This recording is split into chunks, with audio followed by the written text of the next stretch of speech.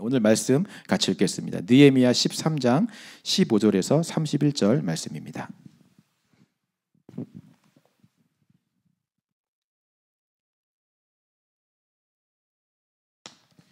느헤미야 13장 15절에서 31절, 오늘 마지막 느헤미야의 부분입니다.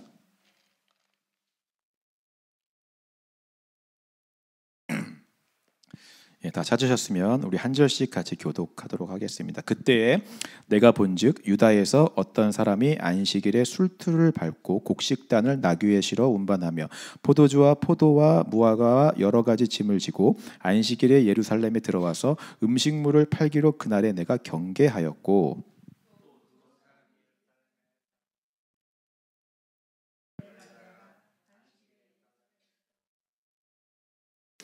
내가 유다의 모든 귀인들을 꾸짖어 그들에게 이르기를 너희가 어찌 이 악을 행하여 안식일을 범하느냐.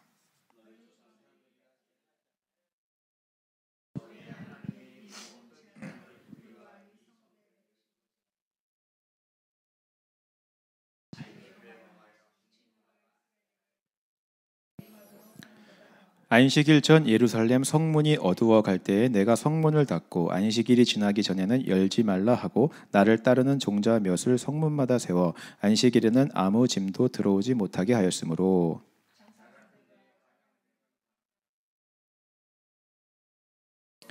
내가 그들에게 경계하여 이르기를 너희가 어찌하여 성 밑에서 자느냐. 다시 이같이 하면 내가 잡으리라 하였더니 그 후부터는 안식일에 그들이 다시 오지 아니하였느니라.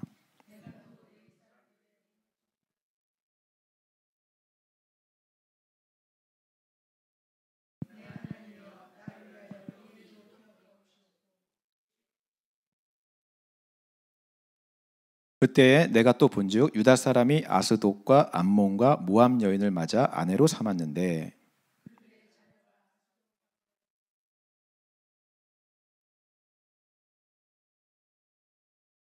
내가 그들을 책망하고 저주하며 그들 중 몇 사람을 때리고 그들의 머리털을 뽑고 이르되 너희는 너희 딸들을 그들의 아들들에게 주지 말고 너희 아들들이나 너희를 위하여 그들의 딸을 데려오지 아니하겠다고 하나님을 가리켜 맹세하라 하고,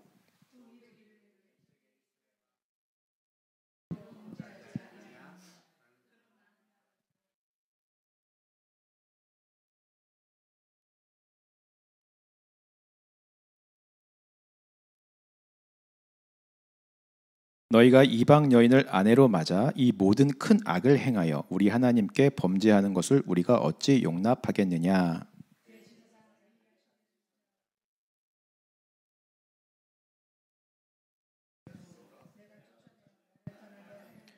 '내 하나님이여 그들이 제사장의 직분을 더럽히고 제사장의 직분과 레위 사람에 대한 언약을 어겼사오니 그들을 기억하옵소서.'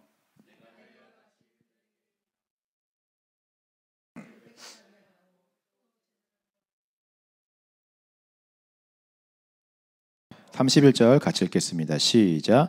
또 정한 기한에 나무와 처음 익은 것을 드리게 하였사오니 내 하나님이여 나를 기억하사 복을 주옵소서. 아멘. 여러분, 저와 또 우리 모두는요, 해피 엔딩의 마지막을 늘 원하죠. 영화나 드라마 또 소설을 읽을 때도 해피 엔딩의 결말을 우리는 선호합니다. 악은 심판받고 선한 자들이 결국은 행복하게 잘 사는 결말을 우리가 좋아하는 것입니다. 그래서 권선징악, 인과응보, 이런 결말을 우리는 당연한 사람의 정의라고 생각을 합니다. 만약 이런 우리가 생각하는 기준의 당연한 정의대로 이야기가 진행되지 않고요, 반대로 선한 자들이 불행한 결말을 맺게 되고 악한 자들이 잘 먹고 잘 살게 되는 엔딩을 보게 된다면 그것은 불합리하다라고 느껴지고 뭔가 잘못되었다라고 우리가 생각을 하게 됩니다. 성경을 볼 때도 그런 마음들이 있는 것 같아요. 오늘 느헤미야의 마지막인데 우리는 이 느헤미야의 마지막이 해피엔딩으로 끝났으면 하는 마음이 있습니다. 느헤미야와 이스라엘 백성들이 온갖 역경과 어려움들을 다 이겨내고 결국 성벽 재건도 완료하고 영적 부흥회를 통해서 영적으로도 회복되어서 정말 성장하고 성숙하면서 하나님을 잘 경외하며 살았더라. 이렇게 우리의 바람대로 행복하게 해피엔딩으로 끝나기를 바라는 마음이 있어요. 그랬으면 참 기쁘고 만족이 되었을 것 같아요. 근데 안타깝게도 성경은 그렇게 끝맺음을 맺지 않습니다.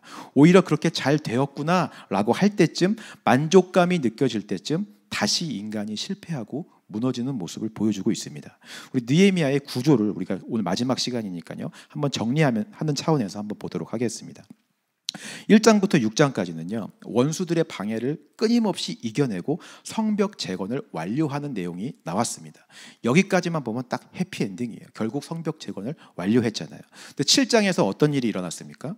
원수들이 내부에서 이스라엘 사람들과 연합해서 그 안에서부터 사람들을 무너뜨리기 시작해요. 이미 이방인들과 결혼해서 살고 있는 이스라엘 사람들에게 계속 편지를 보내서 원수들의 우두머리인 도비야가 그렇게 나쁜 사람이 아니다라는 것들을 계속 알려줘서 선동시키는 것입니다. 야, 도비야가 그렇게 하는 게 사실은 다 우리 도와주려고 하는 거야. 도비야가 그렇게 나쁜 사람 아니야. 사실은 좋은 사람이야. 이런 것들을 계속 말해서 내부의 사람들을 선동해서 분열시키고 무너뜨리는 일들이 7장에서 나왔었어요.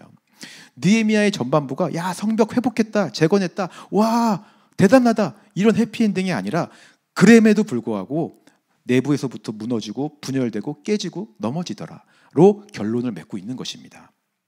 느헤미야의 후반부도 마찬가지죠. 그래서 8장부터 이스라엘 백성들이 영적인 갈급함을 느끼게 되었어요. 성벽 재건이 문제가 아니다. 우리가 주님 앞에 말씀으로 회복해야 된다. 수문학 광장에 모여서 막 부흥회를 하기 시작하죠. 그동안 우리가 보아왔던 것처럼 막 영적 회복이 일어났어요. 그 안에서 예수님의 은혜도 경험하게 되고 그 은혜로 감사하면서 서약하며 임봉하는 내용도 나왔었습니다. 그리고 그 헌신의 실제적인 삶의 표현으로 예루살렘의 이주를 결정하고요, 마지막 클라이막스로 성벽 봉헌식을 하면서 기쁨으로 하나님을 위해 살겠습니다 막 찬양하고 예배했어요. 12장까지 딱 끝나면 해피엔딩이에요. 근데 지난주 보았던 13장부터 어떤 일이 일어나고 있습니까? 느헤미야가 1년간 바벨론으로 떠나서 눈에 안 보이는 그 1년의 그 시간 동안 원수인 도비야가 다시 예루살렘 성전에 들어와 한 방을 차지하고 주인 행세를 하기 시작했습니다.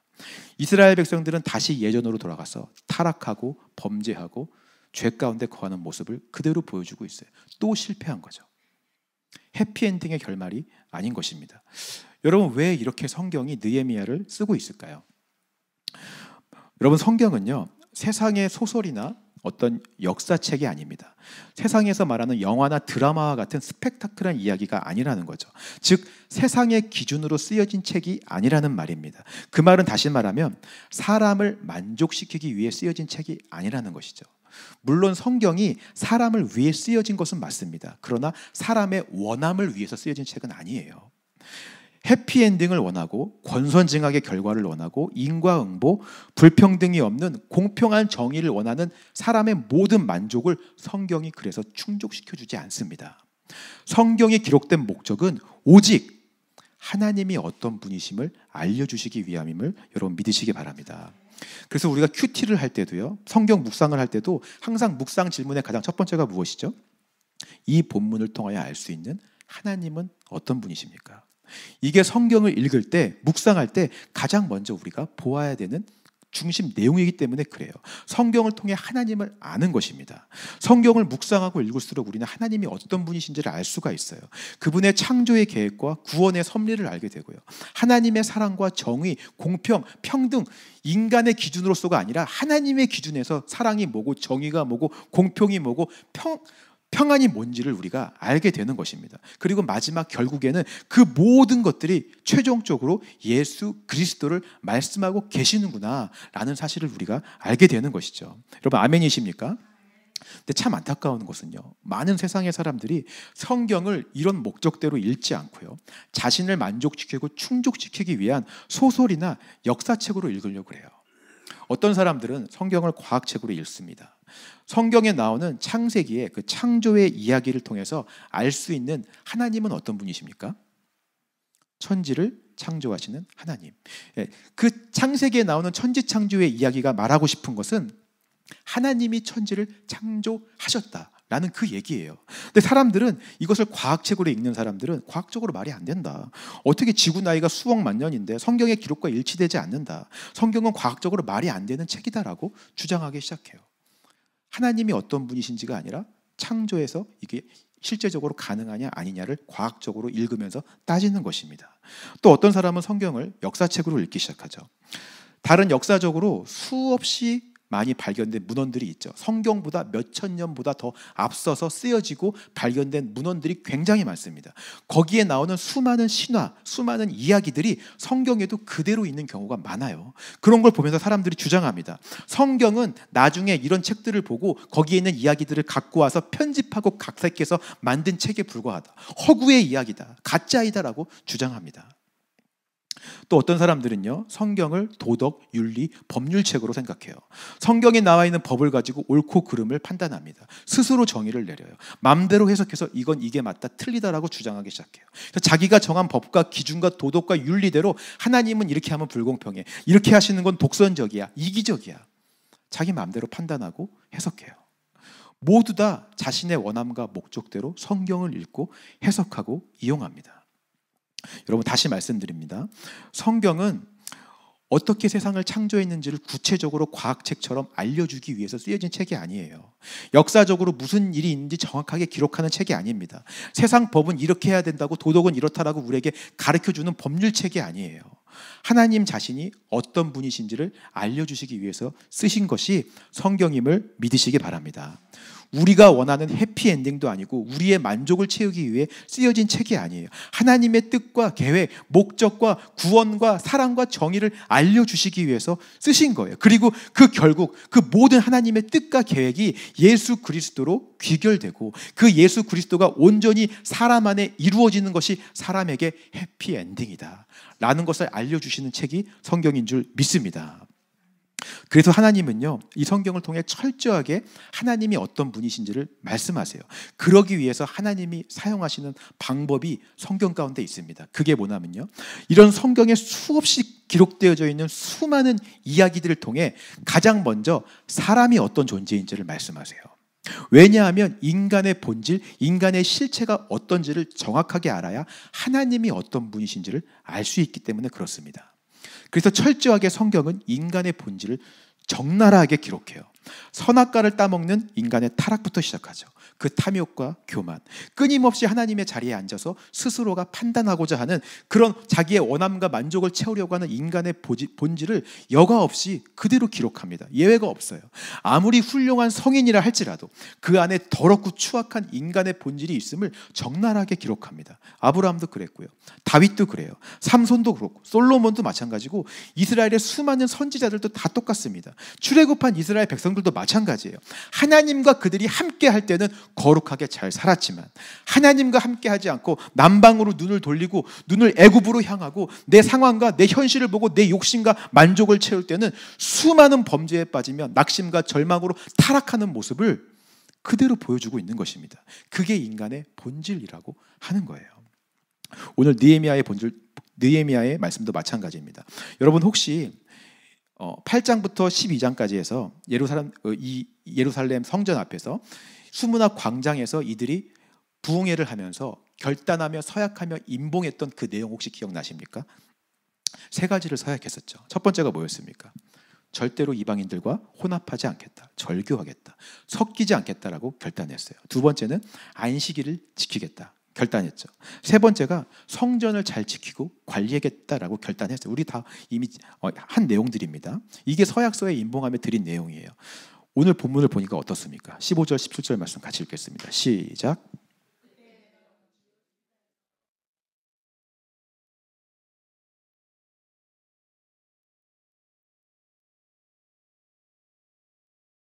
안식일에 예루살렘에 들어와서 음식물을 팔기로 그날에 내가 경계하였고 또 두롯 사람이 예루살렘에 살며 물고기와 각각 물건을 찾다가 안식일에 예루살렘에서도 유다 자손에게 팔기로 내가 유다의 모든 귀인들을 꾸짖어 그들에게 이르기를 너희가 어찌 이 악을 행하여 안식일을 범하느냐. 안식일을 거룩하게 지키겠다고 결단하며 서약해서 임봉했는데 지금 안식일에 장사하고 물건 거래하고 있어요. 심지어 이방 사람들과 물건을 사고 팔기면서 이익을 챙기고 있습니다. 그 서약의 맹세가 영원하지 않은 거죠. 또 23절, 24절 말씀 읽어보겠습니다. 시작. 그때 내가 본즉 유다 사람이 아스돗과 암몬과 모압 여인을 맞아 아내로 삼았는데 그들의 자녀가 아스돗 방언을 절반쯤은 하여도 유다 방언은 못하니 그 하는 말이 각 족속의 방언이므로. 유다인 우리가 이방인들과 절교하겠다, 혼합하지 않겠다, 섞이지 않겠다라고 헌신하며 결단했는데 지금 이방인들과 다 결혼해요. 심지어 그들의 자녀들이 유다 말을 못해요. 결혼한 이방 사람들의 말을 하게 되는 실정까지 이르렀습니다. 정체성을 다 잃어버린 거죠. 또 지난주 말씀이죠. 4절 말씀, 5절 말씀 같이 읽겠습니다. 시작. 이전에 우리 하나님의 전에 방을 맡은 제사장 엘리야십이 도비야와 연락이 있었으므로 도비야를 위하여 한 큰 방을 만들었으니 그 방은 원래 소재물과 유향과 그릇과 또 레위 사람들과 노래하는 자들과 문지기들에게 11조로 주는 곡물과 새 포도주와 기름과 또 제사장들에게 주는 거제물을 두는 곳이라. 하나님의 성전 지키겠습니다 라고 서약했는데 원수인 우두머리에게 성전 방을 내주고 하나님의 곳간을 다 헐어서 원수가 편안하게 머물 수 있는 호텔방을 만들어줬어요. 원수가 그 성전 들어와서 주인 행세를 하고 있죠. 그들이 서약한 그 세 가지 내용 어느 것 하나 지키지 못하고 있다는 것을 하나님이 말씀하고 계시는 것입니다. 여러분, 오늘 저와 여러분들의 모습도 그래요. 오늘 우리가 은혜 받고 얼마나 많이 서약하고 헌신합니까? 결단합니까? 우리가 결단하며 올려드린 그 내용이 얼마나 많아요. 은혜 받을 때마다 하나님 이제 이렇게 살겠습니다. 다시는 이렇게 살지 않겠습니다. 내가 정말 헌신하며 살겠습니다. 그렇게 말하고 결단하고 하나님 앞에 올려드린 기도가 얼마나 많습니까? 그것이 얼마나 가고 있습니까, 여러분? 제가 한국에 있을 때는요, 드라마를 별로 좋아하지 않았어요. 별로 보지 않았습니다. 맨날 저희 와이프가 그 유명한 겨울 연가도 아직도 못 봤냐라고 할 정도. 여러분, 이 드라마 보신 분 계십니까? 솔직하게 손 드셔도 돼요. 괜찮아요. 보셨죠, 다? 네, 저는 안 봤거든요. 저희 와이프가 아직도 이 드라마 못 봤냐고 할 정도로 저는 드라마 거의 보지 않았어요. 근데 미국에 오니까 한국 드라마가 그렇게, 한국 생각이 나서 그런지 한국 드라마가 그렇게 재미있더라고요. 근데 요새는 이제, 예전에는 뭐 한 주에 한 편씩 두 편씩 나와서 막 기다려야 되잖아요. 근데 요새는 한꺼번에 모든 편을 다 볼 수가 있게 다 올라오잖아요. 그래서 한꺼번에 모든 편을 볼 수 있으니까 이것을 앉은 자리에서 계속 보는 거예요. 드라마 다음 편. 그리고 꼭 끝날 때 다음 편이 궁금하게 끝나. 이걸 안 볼 수 없게 만들어요, 드라마가. 그래서 무의식 중에 다시 그 다음 편을 클릭을 해서 보게 되는 거죠. 시간 가는 줄 모르고 계속 드라마를 보는 거예요. 근데 어느 날 하나님께서 그런 저에게 마음 가운데 말씀하시는 거예요. 아들아, 너 거기에 너무 시간을 빼앗기는 것 같다. 거기에 너무 마음을 뺏기는 것 같다. 나는 너와 함께하는 시간이 더 많았으면 좋겠다. 이런 마음을 저에게 주시는 거죠. 처음에 하나님이 그런 마음 주셨을 때는 이렇게 제가 하나님한테 기도했어요. 하나님, 결말이 얼마 남지 않았습니다. 지금 3편만 더 보면 이 드라마가 어떻게 끝나는지 제가 알 수가 있으니까 조금만 더 보겠습니다. 이거 끝나고 제가 하나님과 함께 하겠습니다. 그렇게 기도했어요. 하나님이 계속 제 마음 가운데 막 마음을 주시죠. 제가 계속 거기에 마음 뺏겨서 시간을 그렇게 낭비하는 걸 원치 않으신다라는 마음을 계속 저에게 주시는 거예요. 결국 말씀으로 저의 마음을 딱 보여주시는데, 말씀을 묵상하는데 이 말씀을 딱 주시는 거예요. 세례 요한의 고백을 저에게 들려주시는 겁니다. 그는 흥하여야 되겠고 나는 쇠하여야 되리라. 이 말씀으로 저를 탁 치시는 거예요. 아, 드라마 보고 싶고 내 욕심의 욕망을 채우고 싶은 나는 쇠해야 되고 나와 함께 하시길 원하시는 예수님이 흥해야 되는구나. 이게 맞지. 나는 죽고 예수가 살아야지. 이게 내 삶의 이유이지. 은혜를 받고 확신하고 결단하고 하나님 앞에 기도했어요. 아, 하나님 이제 포기하겠습니다. 결단하겠습니다. 그렇게 마음 먹고 기도하니까 내려놓게 되어져요. 포기하게 되어집니다. 처음에는 그 3편 안 보면 정말 죽을 것 같았어요. 결말이 너무 궁금하니까 막 미칠 것 같은 거예요. 근데 기도하고 내려놓게 되니까 그거 안 봐도 3편 결말 몰라도 살아가는데 아무 문제가 없어요. 그냥 마음 편하게 내려놓고 평안 가운데 거하게 되는 것입니다. 마음에 평안이 오게 되고요. 승리함이 기쁘게 되었어요. 하나님 찬양하고 막 예배하기 시작했습니다. 하나님 이 부분에 대해서 승리하게 하여 주심을 감사합니다. 기쁨으로 결단하기 시작했어요. 주님, 이제는 제가 다시는 시간을 허투루 낭비하지 않겠습니다. 결단하며 진심으로 기도했어요. 그리고 얼마 안 있다가 저희 와이프가 이제 한국에 들어가게 되었습니다. 그때는 이제 1번과 2번밖에 없었거든요. 아이들 둘 데리고 한국에 들어갔어요. 처음에는 한 달 있다 오겠다고 했는데 비행기표를 계속 연장하더니 4개월 있다가 한국에서 돌아오게 되었습니다. 그때는 이제 유학생이었으니까 혼자 있으니까 이제 내가 시간 관리를 잘해서 공부도 더 열심히 하고 논문도 열심히 쓰고 운동도 하고 내가 하나님과 묵상하면서 친밀한 시간을 보내야겠다라고 결단했어요. 혼자 있으니까 유혹이 여러분 더 많아요. 제가 그때 드라마 봤을까요? 안 봤을까요? 봤어요. 시리즈를 제가 몇 개를 봤는지 몰라요. 심지어 영화까지 장르별로 섭렵하면서 제가 다 봤습니다. 그러면서 그 4개월의 시간을 보낸 거죠. 은혜 받고 진심으로 결단하며 고백하며 막 하나님 제가 이렇게 하겠습니다라고 고백했는데 다시 예전 모습으로 돌아가서 보고 있는 거예요. 여러분, 이게 인간의 본질이라니까요. 실패하는 게 인간의 본질입니다. 은혜 받고 한번 승리할 수 있어요. 결단하고 순종하고 헌신할 수 있어요. 그때는 그 헌신이 진심이죠. 누가 그때 거짓말로 내가 헌신하겠습니다라고 고백합니까? 누구도 그 순간에는 진심으로 하나님 앞에 이렇게 살겠습니다라고 고백해요. 순문학 광장 부흥회를 하면서 영적 회복을 경험했던 이스라엘 백성들이 이 세 가지 내용을 헌신하며 올려드렸을 때도 다 진심이었어요. 우리가 안식일 지키겠습니다. 이방인들과 섞이지 않겠습니다. 성전 지키겠습니다. 온 마음을 다해 열정을 다해 진심으로 헌신하며 올려드렸어요. 하지만 중요한 것은 그 결단이 영원하지 않다라고 하는 것이 인간의 본질이라고 하는 것입니다. 다시 예전 모습으로 언제든 돌아갈 수 있다라고 하는 거예요. 그래서 하나님은 그런 인간의 본질을 성경의 수없이 많은 이야기들을 통해서 보여주시는 거예요. 다윗도 그렇고요, 아브라함도 그렇고요, 엘리야도 마찬가지입니다. 여러분, 엘리야가 850명의 선지자들과 싸울 때는 그렇게 멋있었잖아요. 승리하고 난 다음에 로뎀나무 아래에서 자기 죽겠다라고 고백하는 게 엘리야예요. 베드로도 마찬가지입니다. 바울도 마찬가지였어요. 하나님은 그 인간의 연약함을 적나라하게 여과 없이 성경의 이야기들을 통해 보여주세요. 그리고 그 연약함을 통해 하나님이 어떤 분이신지를 우리에게 말씀하십니다. 인간이 그렇게 연약하기에 완전하신 하나님이 인간에게 필요하다라고 말씀하세요. 인간은 하나님과 있을 때에만 완전해진다 라는 것을 말씀하시는 거예요. 인간은 평생 하나님만 의지하며 살아야 된다, 그런 존재라는 것을 알려주시는 거죠. 성경에 온통 그 이야기만 써 있는 줄 믿습니다. 여러분, 우리 안에 있는 이런 연약함, 이런 죄성, 이런 본질을 우리 힘으로 해결할 수 있습니까? 아무리 노력하고 결단해도 실패하는 게 우리의 본질이에요. 누구도 우리의 힘과 노력으로 강해질 수 없고, 누구도 우리의 죄를 끊을 수 없고 구원할 수 없습니다. 결국 이 문제를 해결할 수 있는 분은 예수님밖에 없음을 하나님이 말씀하세요. 그래서 하나님이 인간의 몸을 입고 예수님으로 이 땅에 오셨다라고 성경이 말하는 것입니다. 우리가 지어야 될 모든 죄의 대가를 대신 지시고 우리의 연약함을 해결하기 위해 십자가에 죽으시고 대신 죽으시고 부활하심으로 우리에게 새로운 생명을 주신 것을 믿으시기 바랍니다. 그 놀라운 사랑으로 인해 우리가 다시 회복될 수 있는 근거를 얻었고요, 우리가 실패해도 다시 일어설 수 있는 근거가 바로 여기에 있는 줄 믿으시기 바랍니다. 성경에 온통 그 이야기들로 가득 차 있어요. 이것이 성경이 말하는 내용이다라고 하는 것이죠. 그래서 우리는 성경을 읽으면서 묵상하면서 계속 끊임없이 예수님을 바라보는 훈련을 해야 돼요. 그의 안에 거하는 훈련, 포도나무 대신 예수님께 가지로서 붙어 있으면서 우리가 있어야 될 위치가 바로 여기임을 성경을 읽으면서 계속 인식을 하는 것입니다.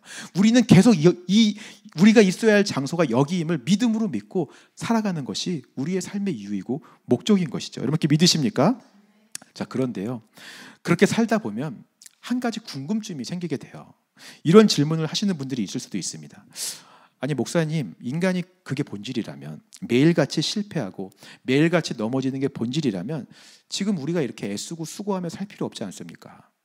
어차피 또 넘어질 건데, 우리가 결단해도 소용없고 헌신해도 소용없는데 굳이 이렇게 애쓰면서 살아야 됩니까?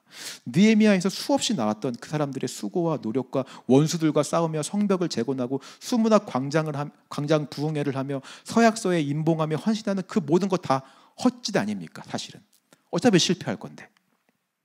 예를 들어서 오늘날로 적용해 보면 이런 것이죠. 우리가 이제 사순절이 시작되면 제자훈련을 하기로 했었습니다. 제자훈련에 대한 것들을 나눌 텐데, 목사님, 제자훈련 어차피 해봤자 그때만 잠깐 은혜 받을 텐데, 그때만 결단하고 그때만 헌신할 뿐인데 그거 끝나고 다시 예전 모습으로 그대로 돌아가고 실패할 건데, 그게 인간의 본질이라면 차라리 시작도 안 하는 게 낫지 않습니까? 굳이 제자훈련 하면서 우리가 매일같이 모여서 성경 읽고 말씀 공부할 필요가 있습니까? 의미가 없지 않습니까? 여러분, 예수님께서도요 12제자 훈련을 하셨는데 그 훈련의 시간이 의미 없는 시간이었을까요? 눈에 보이는 결과로 본다면요, 예수님의 제자 훈련은 실패가 맞습니다.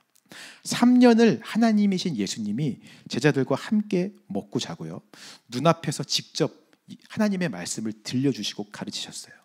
그랬음에도 불구하고 제자들은 마지막 순간에 다 자기의 본질 따라 행동했습니다.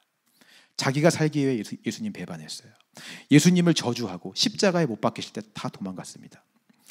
예수님과 함께하는 동안 내내 누가 큰 자이냐라며 자기들끼리 서열 정리하며 싸우는 것이 제자들의 일상이었어요.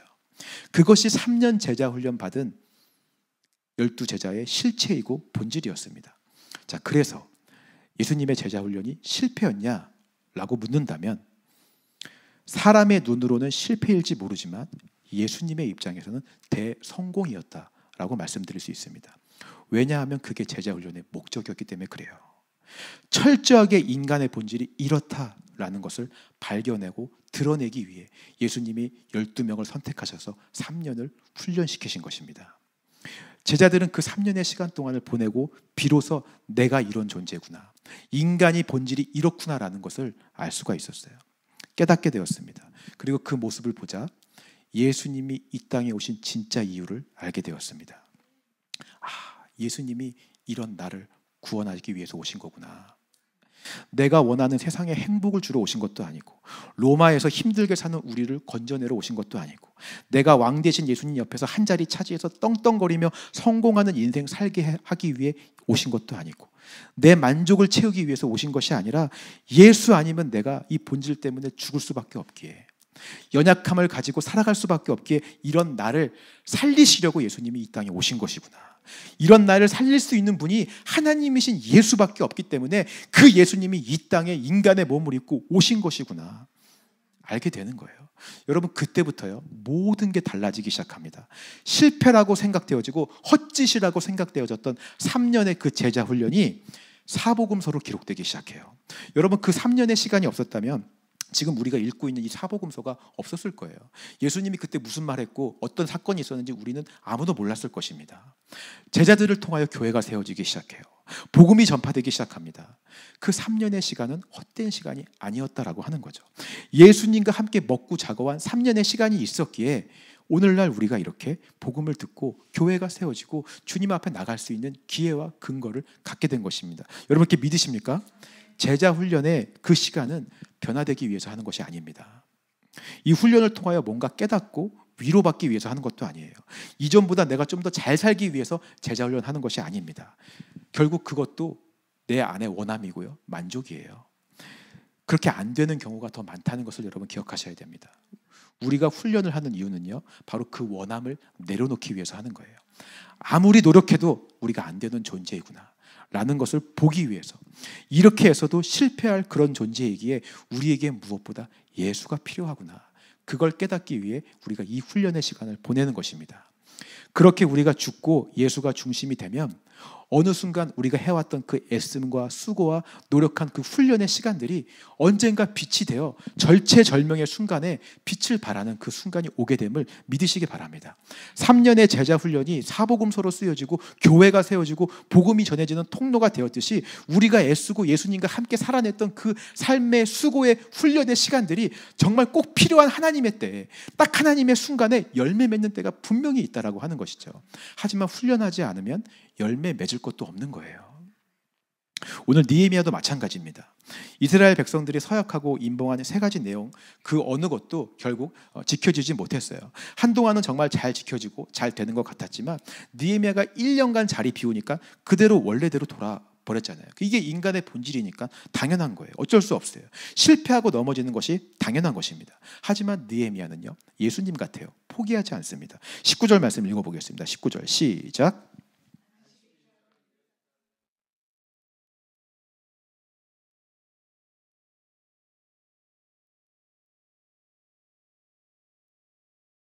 안식일에는 아무 짐도 들어오지 못하게 하였으므로. 사람들이 안식일 지키겠다 해놓고 안식일날 장사하고 거래하고 있으니까 느헤미야가 어떻게 해버립니까? 다시 와서 성문 그냥 닫아버렸어요. 안식일 끝날 때까지 문을 안 열어줍니다. 백성들 다시 훈련시키기 시작해요. 다시 가르쳐야 돼요. 이들이 물론 또 실패할 거지만 그래도 다시 가르치는 거예요. 훈련시키는 것입니다. 문을 닫아서라도 안식일은 지켜야 된다. 가르쳐주고 있죠. 25절 말씀도 읽어보겠습니다. 시작. 내가 그들을 책망하고 저주하며 그들 중 몇 사람을 때리고 그들의 머리털을 뽑고 이르되 너희는 너희 딸들을 그들의 아들들에게 주지 말고 너희 아들들이나 너희를 위하여 그들의 딸을 데려오지 아니하겠다고 하나님을 가리켜 맹세하라 하고 이방인들과 절교하겠습니다라고 결단했는데 다시 혼인하고 결혼하고 있어요. 느헤미야가 와서 다시 훈련시킵니다. 심지어 그들을 책망하고요, 때리고요, 수염을 막 뽑기까지 하고 맹세까지 시키고 있어요. 철저하게 다시 가르쳐서 이방인들과는 절교해야 된다, 혼합하면 안 된다, 섞이면 안 된다라는 것을 다시 가르쳐주고 있습니다. 훈련하는 거죠. 지난주 말씀 7절 8절 시작. 예루살렘에 이르러서야 엘리야십이 도비야를 위하여 하나님의 전뜰에 방을 만든 악한 일을 안지라. 내가 심히 근심하여 도비야의 세간을 그 방 밖으로 다 내어 던지고. 성전 지키겠습니다라고 결단했는데 원수가 들어와서 호텔처럼 사용하고 있어요. 느헤미야가 와서 세간살이를 그냥 다 밖으로 내어 던져버리는 거예요. 청결하게 하고 청소시키고 있습니다. 이렇게 해야 된다는 걸 다시 가르쳐줘요. 훈련하는 거죠. 물론 여러분, 이들은 또 실패할 거예요. 이스라엘의 역사가 그걸 보여주고 있잖아요. 한동안 이렇게 강하게 훈련하면 한동안은 정신 차리고 회개하고 서약한 대로 살겠지만 다시 언제든 예전의 모습으로 돌아갈 수 있는 게 사람의 모습입니다. 하지만 여러분, 그렇다고 지금 느헤미야가 하는 이 일들이 결코 헛되지 않다라고 하는 거예요. 이 훈련의 시간들이 다 의미가 있다라고 하는 것입니다. 이 시간들을 통해서 이들은 자신의 모습을 보게 되고요, 언젠가 하나님의 때에 하나님의 그 계획하신 그 순간에 이들이 수고하고 노력했던 이 훈련이 빛을 비추는 시간이 있을 줄 믿습니다. 그날을 위해 오늘 우리가 수고하고 애쓰는 훈련의 삶을 살아가는 것입니다. 오늘 이것이 느헤미야가 마지막으로 우리에게 말해주는 내용임을 여러분 믿으시기 바랍니다. 말씀을 정리하기 원합니다. 여러분, 느헤미야서의 마지막은요, 세상의 기준으로 본다면 해피엔딩이 아니에요. 하나님을 믿으니까 다 잘 살더라, 성공하고 거룩해졌더라, 이게 끝이 아니고 그럼에도 불구하고 또 실패하더라, 또 무너지고 또 예전 모습으로 돌아가더라, 이게 결말이기 때문에 그렇습니다. 그러나 하나님은 이 말씀을 통해서 우리의 모습을 보여주십니다. 이게 인간의 모습이라고 말씀하세요. 그래서 우리에게 예수님이 필요하다라고 말씀하십니다. 그래서 우리는 내 힘을 의지하며 살면 안 되고 예수님만 의지하며 살아야 된다라고 말씀하세요. 예수님만이 우리를 온전케 하시는 분이라는 것을 말씀해 주십니다. 그렇기 때문에 지금 그 예수님과 함께하는 이 모든 삶을 살아내는 훈련의 시간이 우리에게 헛되지 않고 의미가 있음을 여러분 믿으시기 바랍니다. 또 실패할 수 있어요. 또 넘어질 수 있습니다. 당장 눈에 보이는 변화 아무것도 없을 수도 있어요. 하지만 언젠가 그 훈련이 빛을 발하는 순간이 있습니다. 지금 우리가 쓰는 예수동행일기, 이거 왜 쓰나? 언젠가 우리가 꾸준하게 썼을 때 하나님의 절체절명의 순간에, 그 은혜가 꼭 필요한 순간에 써왔던 예수동행일기가 열매 맺고 빛을 발하는 순간이 있을 것입니다. 우리가 하는 CD 모임, 매일같이 하는 성경 묵상, 항해의 밤, 그 모든 시간들이 언젠가 하나님의 때에 열매 맺고 빛을 발하는 순간이 반드시 오게 됨을 믿으시기 바라요. 하지만 훈련하고 애쓰고 수고하는 시간이 없으면 그때가 왔을 때 열매 맺을 것도 없는 거예요. 지금 우리가 이 훈련의 시간을 잘 보냈으면 좋겠습니다. 세 가지 서약처럼요, 하나님께서 때로는요, 이방인들과 절교하라고 강제로 막 우리를 벌하실 수도 있어요. 수염을 뽑고 막 때리실 수도 있어요. 그때 가슴 아프죠. 사랑하는 사람들과 모든 인간관계가 끊어지는 것을 경험할 수도 있습니다. 안식일에 장사 못하게 하고 성문 닫아버리실 수도 있어요. 우리 수입이 다 끊기고요, 재정적으로 힘들고 어려운 상황 올 수도 있습니다. 원수들에게 방을 내준 것들 해결하시기 위해서 우리 마음을 다 헤집어 놓으세요.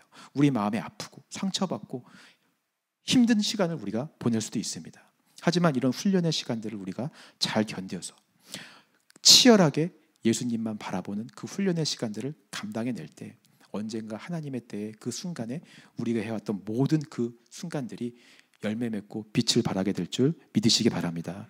그날을 위해서 거친 파도 날 향해 와도 주와 함께 날아오를 수 있는 저와 여러분들 되시기를 주님의 이름으로 축원합니다.